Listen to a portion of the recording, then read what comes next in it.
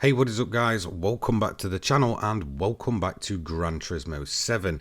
Now, in today's video, I'm going to be continuing my Japanese car culture week. However, I'm just going to make a quick announcement before we dive into this video that look, most of these projects take a lot more time than I expected, and instead of rushing them out and trying to get one out every day, I'm probably going to kind of extend it to be a weekly sort of themed video, so it kind of spreads over a few months. This way I'm not rushing the projects. I have enough time around my own personal life to, get them out in the best way possible and to keep you guys as informed as possible over each topic. Now, we are going to continue this today though with a bit of a shorter video and a bit more of a lighter video.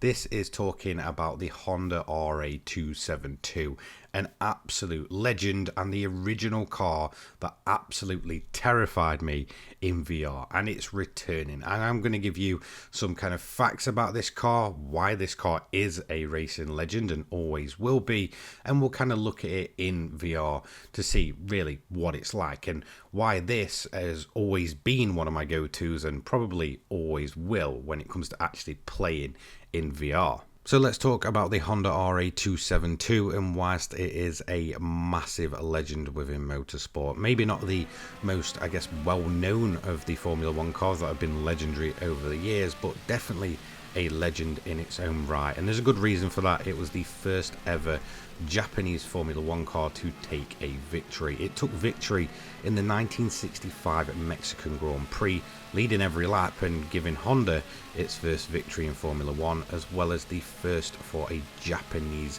manufacturer. And we all know what Honda went on and kind of did within Formula 1. They've kind of been through periods where they're either extremely good and they absolutely smash the rest of the field when it comes to Formula 1, or they're absolutely terrible, if we refer to when they returned in the hybrid era with McLaren, where that thing was absolutely hopeless, completely down on power, and was just an outright embarrassment, not only for McLaren but for Honda as well. But if we look at where this kind of, car sort of led to, it's almost like it gave Honda that sort of Formula 1 bug. Obviously, we all know that, some of those infamous McLarens that were, piloted by the likes of Senna and co were obviously running a Honda engine, and it went on to be massively dominant, obviously taking, some of the most insane records, I believe, still to this day in terms of sort of win percentage. I believe it was a 1988 season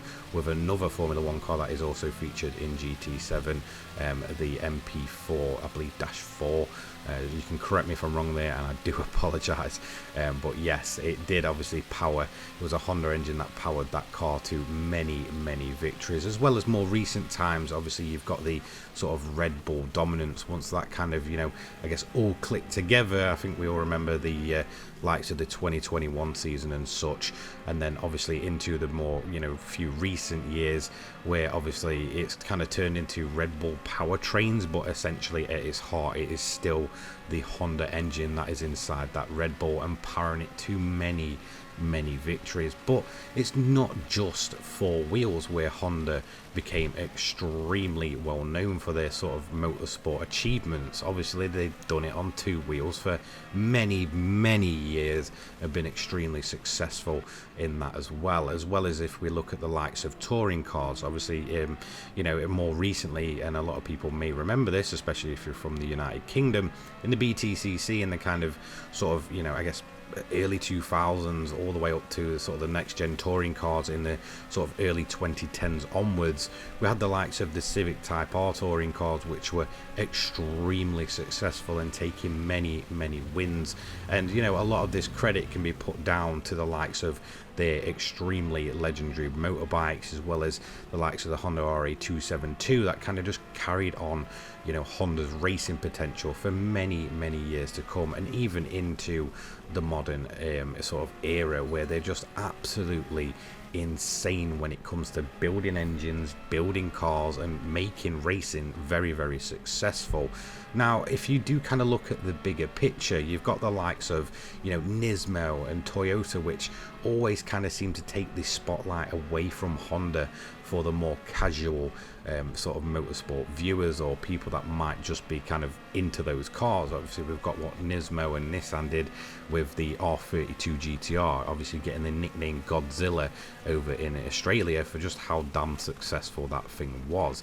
Again, another legend in its own right. You've got Toyota's recent achievements in the likes of WRC, obviously their past achievements as well, their Le Mans success, and I feel like it does kind of take the spotlight away from Honda, because they're not necessarily building the cars. A lot of the time they are engine suppliers for series. A lot of people that are into four-wheel motorsport might not be into two-wheeled motorsport to see just how successful they've been there as well.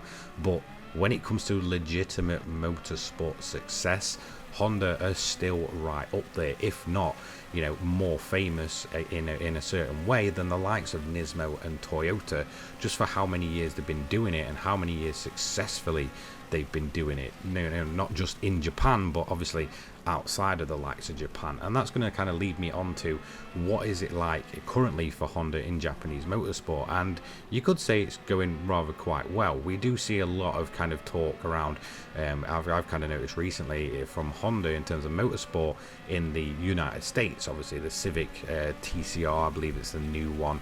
We see a lot of kind of promotion for that stuff. But if we look in the home country of Japan for Honda, you know, that NSX Super GT car, yeah, well, that one's quite successful in it. So yeah, even in modern days when they've kind of redesigned vehicles like the NSX, they've gone on to be successful racers. And I feel like Honda's racing pedigree is sometimes underappreciated, but it's still a very, very successful company when it comes to motorsport. And a lot of that can be traced back, like I said, to the likes of the Honda RA272 and all of their kind of, you know, infamous classic bikes, cars and such. So let's just quickly move back on to the rest of the stats for this car. You know, we all know it took that win in the 1965 Mexican Grand Prix, led every lap, and obviously took the first win for a Japanese manufacturer and for Honda. But how did it pan out for the rest of its life? Now, this car only really competed in 8 races, which isn't much, especially compared to today's standard, where over a single season a Formula 1 car will compete in over 20 races. So yes, it kind of has sort of an 8-to-1 ratio of, you know, taking a win. And, you know, it is a successful car, and it's mainly just a car that kind of cements that sort of love and passion for racing that you do see in Japan. And again, I think that kind of to someone that lives in the West and was kind of brought up in the West, we, you know, kind of don't always get the best look into how life in Japan is and how they celebrate vehicles. And a lot of us will have to sort of learn that kind of stuff from the likes of, you know, YouTube and Gran Turismo games, where, you know, when we were younger we were seeing, you know, the images of a Tom's Castrol Super and such. And yeah, it is pretty awesome. But the Honda RA272 did just take that single win, and whilst it was a, you know, pretty successful car, it's not really up there with being the most successful. But what this did for Japanese manufacturers in the highest tier of motorsport, and Honda itself, cannot be understated. This was a successful car. It went and, you know, did what no other manufacturer achieved at that point in Japan, and, you know, really kind of just kick-started that insane credibility for sort of Japanese race cars in motorsport. When it comes to sort of four-wheeled, you know, you've took a win in the what's regarded by many as the highest tier of motorsport, and well, there you go, you've now got credit, and you've kind of got to run that reputation for the rest of time. And obviously Honda has been very successful at doing that. So let's move into what this car is like within GT7. You should know this by now. I like to give you some nice interesting facts, discuss about the real world thing, and then kind of move into the game itself. So why did this car terrify me so much in VR?